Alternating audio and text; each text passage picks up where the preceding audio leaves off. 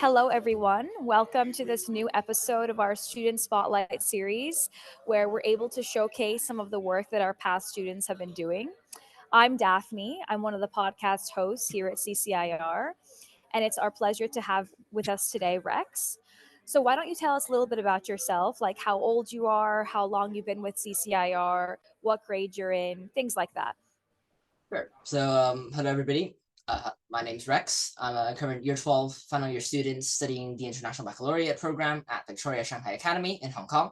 And I was a summer scholar with CCIR throughout the summer of 2023. Amazing. That sounds great. And I'm wondering which university professor you were paired with. So I was paired with Professor Tom Hafen from Yale Columbia Business School as my main professor. And for my TA, I had Mr. Simon Kottelman from the University of Oxford. Amazing. And how did you find it working with them? What was the atmosphere like? How was the experience? It was quite interesting. So I think it was my first time doing this kind of college research experience with professors. I mean, I had interacted with college professors before, but not in such a long-term setting or in such a place where basically we would have to do so many assignments. So it was a very, very wonderful, positive experience. Having the very tight-knit, long hours with, I think, professor and expert in his field was very, very exciting, exhilarating. And alongside my wonderful classmates, who I'll shout out here as Lemmy and Brandy, it was a very welcoming environment, coupled with informative lessons, always a real life component. It was interactive, rooted in real life. Just a very exhilarating experience overall. I think having the opportunity to always be able to interact with a person who's so knowledgeable and has such a abundance of knowledge. Yeah, it was really, really inspiring. And so that was basically the professor lessons, main lessons. And for the TA sessions, I think the discussions that we had there, the experience was equally as wonderful. TA serves as a fantastic mentor for our class, Mr. Kotlerman, and yeah, just always able to exchange ideas, answer questions, facilitated exchange of ideas, I think, especially in this relatively niche topic, much more than anything I've ever experienced before.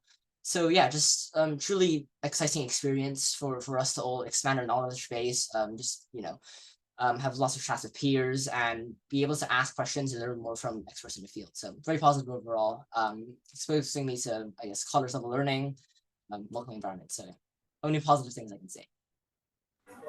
That sounds great. Yeah, it must have been quite a different experience from school, must it have been, because you have this kind of more one-on-one interactive experience with the person who's teaching you. And it's also coupled with this very independent component, unlike with school, where you're very stuck in this kind of routine, very structured and guided. But here you have a lot more freedom to kind of pursue your own interests. So how was that distinction for you, kind of comparing it to your prior experience with being in school? How was that? Yeah, well, there's a couple of distinctions. I think a couple that you mentioned already. It was very, very unique. Bit of a jump from my current DP classes that I'm taking in school. I would say actually it's not as foreign of a territory for me, just because I do take business management in school. So some of the content wise, I think I've laid some basic foundations for it. It's very, very useful for the course overall, just basically teaching me some of the basic concepts. So it was more of like an extension, more than just like a complete novel jump. But yeah, the level of coursework, I think, was one of the biggest differences between high school and the college. Because college, this is relatively, I guess, a niche topic.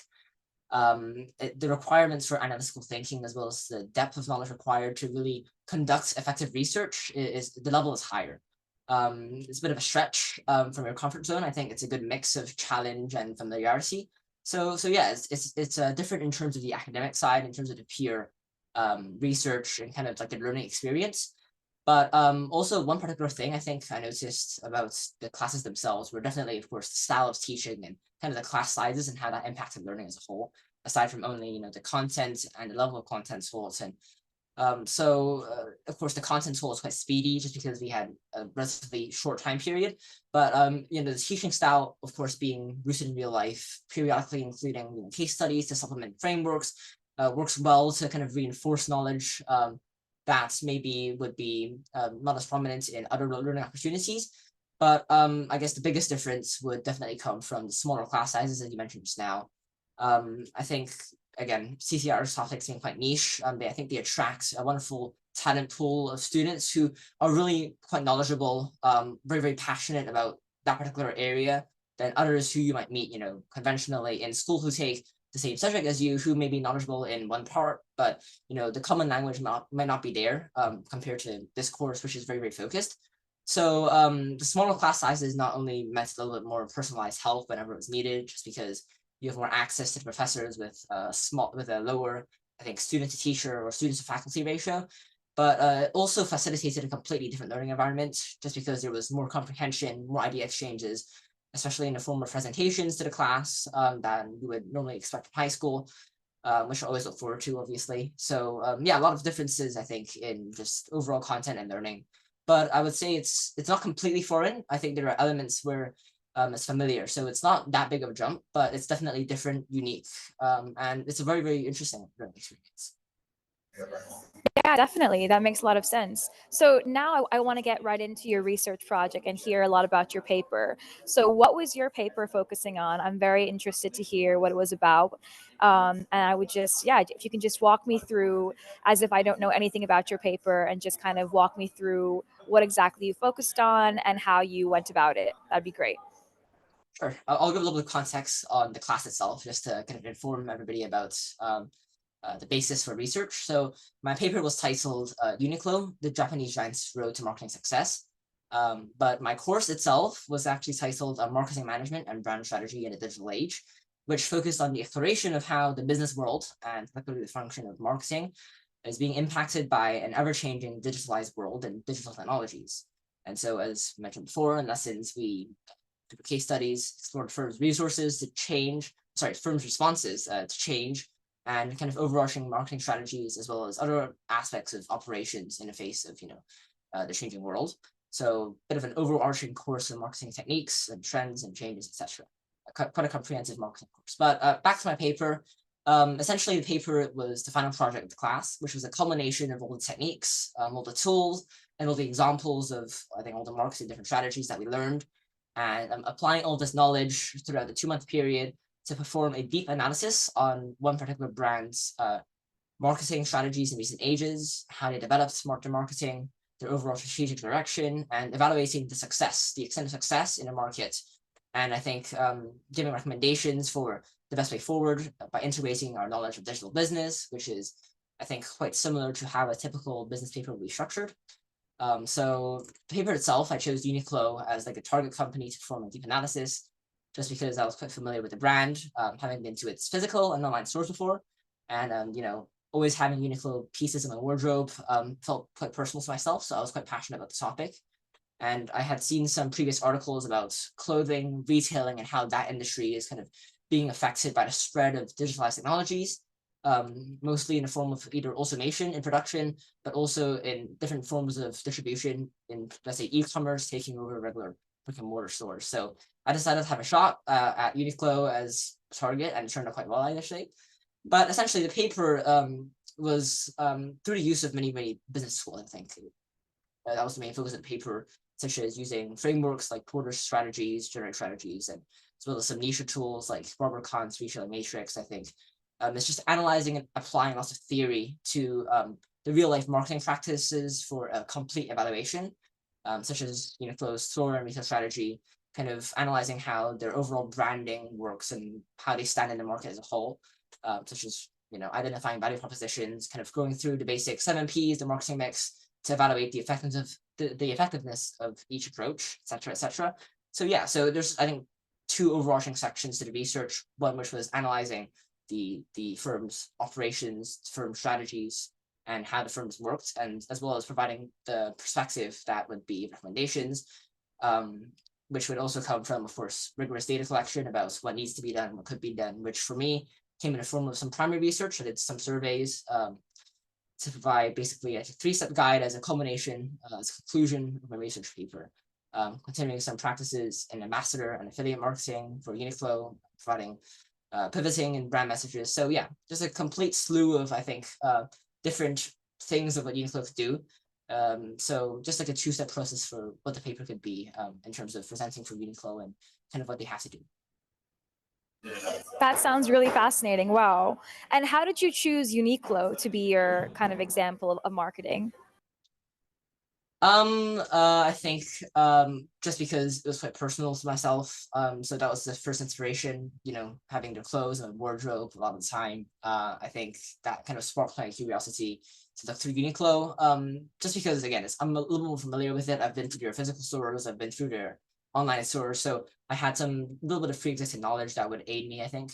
But also more importantly, I think I mentioned it was the research into the industry itself. I think I quite liked the idea of I think the clothing industry, particularly the fast fashion, because I think I read an article about how it was most impacted by shifts in digital technologies. So I thought it'd be quite a good way, I think, to continue the exploration.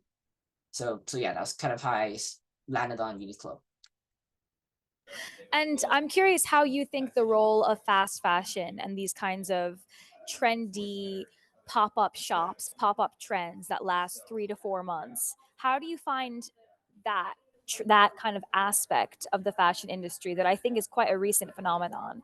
How do you find that impacting digital marketing? And what is the relationship between fast fashion, the crisis between sustainability and fast fashion? What relationship does that kind of dilemma, that animal, have to do with digital marketing? How do you see that relationship kind of being informed recently in recent years? Yeah, well, that's a very difficult question, I think, just because there's many answers. I think there's many aspects of digital marketing and kind of how digitalization has impacted fast fashion industry. I think in terms of fast fashion as a whole, it's more of like a trend that is not necessarily impacted by digital marketing as a whole, just because I think it's more about the stylistic choices of people that kind of informs your consumer trends. It's more like a psychographic um, feature of consumers, right? So that isn't necessarily affected so much.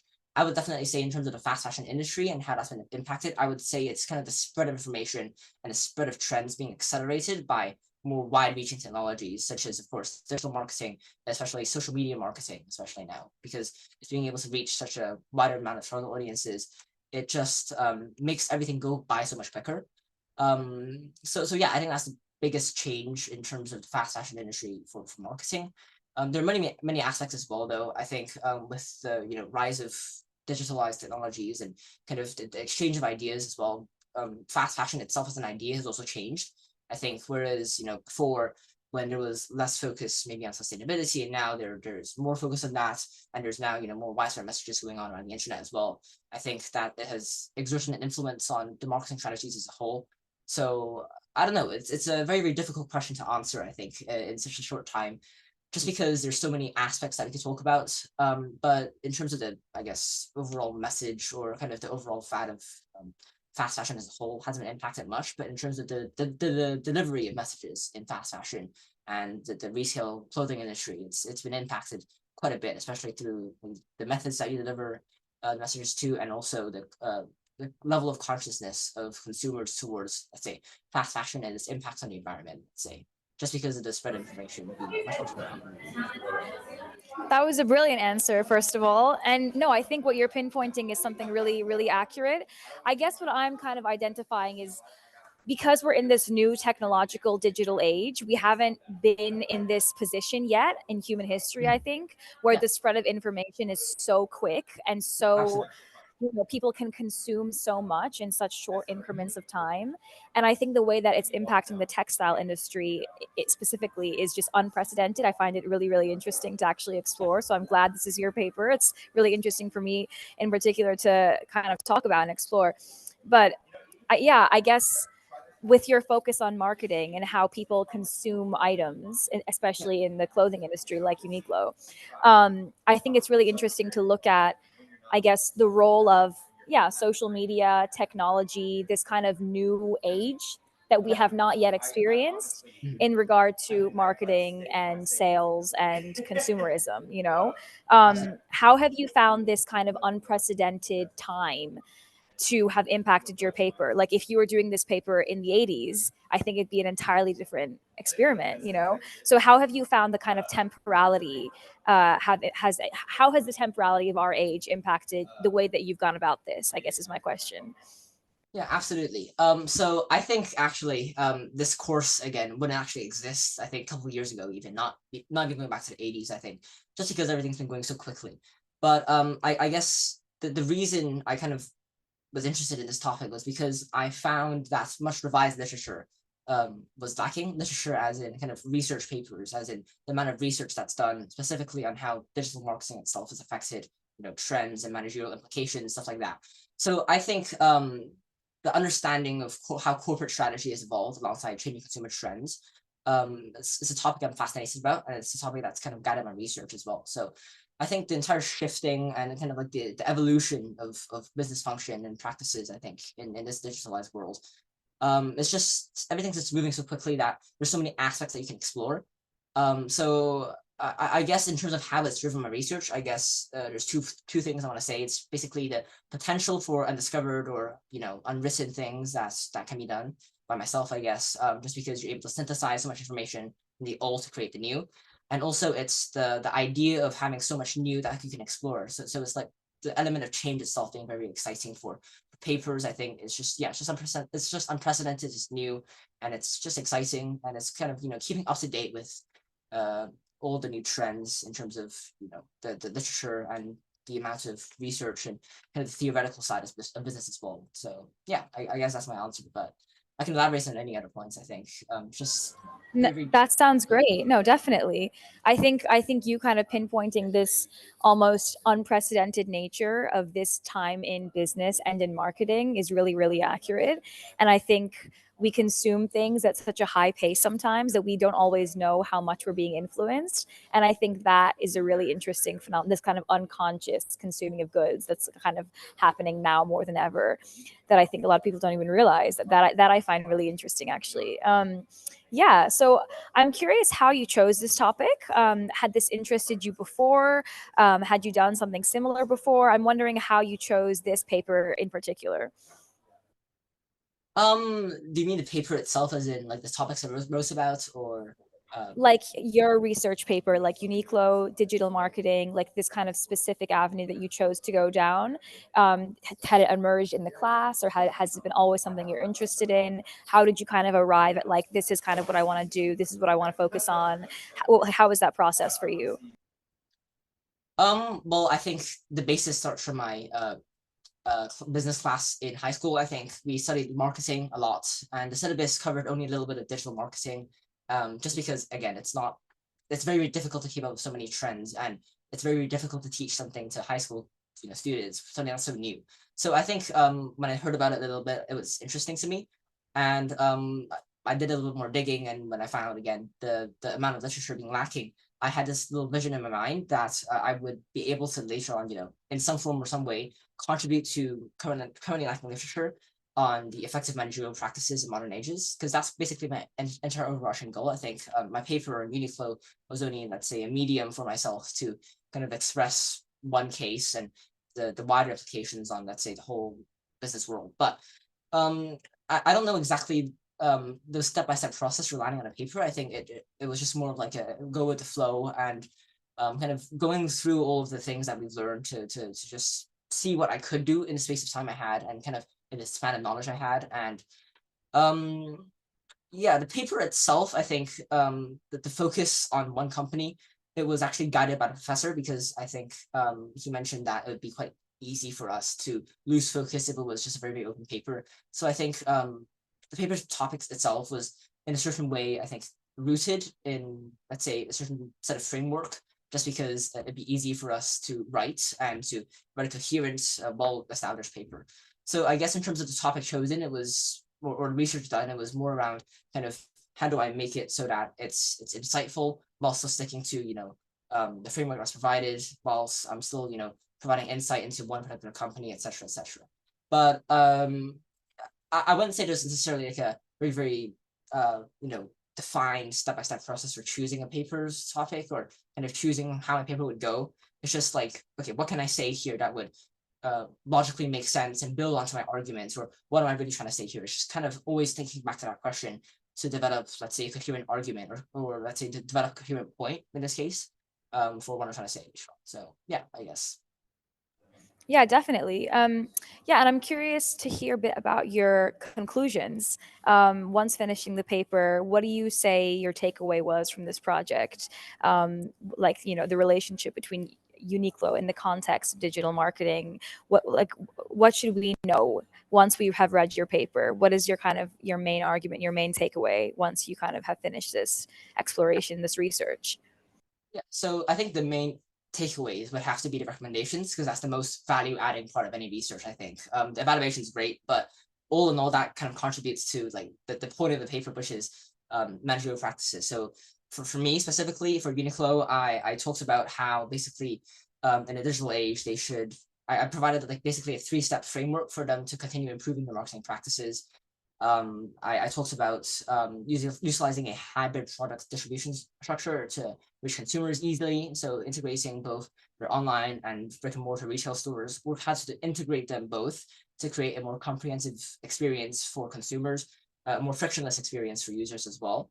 I talked about the pivoting of brand messages to better suit market trends, particularly the level of consciousness of consumers in sustainability and fast fashion. Again, it's something we talked about just now. So shifting on a message to basically serve as a differentiator from other fast fashion brands in the industry. And I also talked about continuing some of their own marketing practices in ambassador and affiliate marketing. And I think kind of continuing on their success and how to continue, I guess, their real life success or non-digital success, how to continue that in the real world by integrating, the ambassadors in different digital events, etc., etc.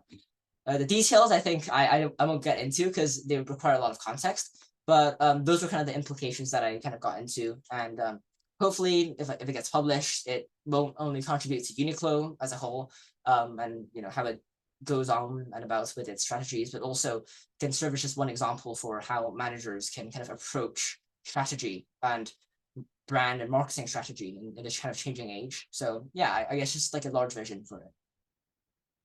No, definitely. I do hope it gets published one day, and Uniqlo personally uses it to expand their practices. I guess my last question for you today is: do you have any kind of tips and tricks for other students who might be starting a similar research paper to your own, or who are starting CCIR for a totally different topic? Do you have any tips and tricks on how to kind of conduct research like this, or research at all, as a high school student just starting something similar for the first time? Yeah, I do think I have 4 things I can say. So the first thing is to obviously read widely. By reading, I don't necessarily mean actual reading. It can be research around the topic that you like, not anything related to lessons, not anything related to the course itself. Being able to have, let's say, the intellectual curiosity to actually want to look through everything, better informs you of the approach that you should take when doing research, because the amount of information you have kind of determines the quality that you're able to produce in terms of writing something. Because the more comprehensive you are, the better informed you are, the better the research paper as well. Just because you're being able to be you're better informed about, let's say, the pitfalls and kind of the pros and cons, I guess, of using different sources or utilizing different methods. And also, second thing is definitely to do the research properly. Don't skimp out on research. Don't leave it to the last minute to fix any mistakes. Don't rush it in 3 or 4 days. Just because research, I think, is a really continuous process. Unlike what people think, it's not like, okay, I've done my research, I'm gonna write a paper now. It's more like, okay, I've done a little bit of research, I can write 1 point. How do I use more research to add on to more points? It's a step-by-step developmental approach. So it's, and also learning to use the right sources, going on to scholarly sources such as Google Scholar, JSTOR, or any of these kind of websites, articles, and utilizing these sources to inform your arguments in a logically developed way over a longer period of time is going to be excellent for the quality of the paper. So again, yeah, just not rushing the research and not believing it's like a one-step process. It really isn't. The third thing is definitely to be passionate and be excited. If you feel yourself, your passion slipping from your research topic, I frankly dare say, you rather maybe shouldn't do that topic, just because I think passion is what drives the quality as well, as much as your knowledge base, because it's kind of the passion that drives how much you want to learn, and it's in turn how much you want to learn that you actually. So again, it's just all interlinks, but having the passion and being excited to learn and being excited to be applying your knowledge, I think that's the most key important part about any research experience, because I mean, why else do the research at all, right? So And lastly, I think I think definitely for more business side, just because I think people take this lightly, but it's to always understand concepts and not to rely on memory. I think, especially right now in high school as well, I've seen a lot of students always try to memorize things instead of truly understanding the concepts, which always means, people, they can remember how to write a point for one, but, they don't actually understand the concept. So they can't effectively integrate this point, throughout, whether it be in tests in school or in the future experience, kind of integrating that knowledge properly in an overarching argument, and kind of being able to take a step back and understand your entire argument as a whole requires a certain level of understanding of the topic. So yeah, don't strive to go for surface level understanding. Always try to dig deep and see if you're able to truly understand the topic, see if you're able to teach someone the topic, see if you're able to answer any questions that a novice or a non-expert has, because those are the questions that usually are the most important. So I guess just like a 4-step thing. But after just the last one is, I guess, enjoy the process, and don't think of it as an experience to build up your CV at all. It's really just something to develop yourself intellectually, develop your journey as a learner, as a lifelong learner as well. So yeah, good luck to all, I guess, who embark on this journey. It's going to be very, very fun. No, thank you so much. Those are absolutely brilliant tips, and I think people will really, really benefit from them. So yeah, Rex, thank you so much for having a chat with me today about your paper. It sounds really, really interesting. I would love to read it. Honestly sounds very fascinating, and I think you've done a great job with it. So I hope it's published one day and Uniqlo can personally use it to further their campaigns and everything, it sounds brilliant. So thank you so much. Thank you so much. Have a fantastic day. Thank you.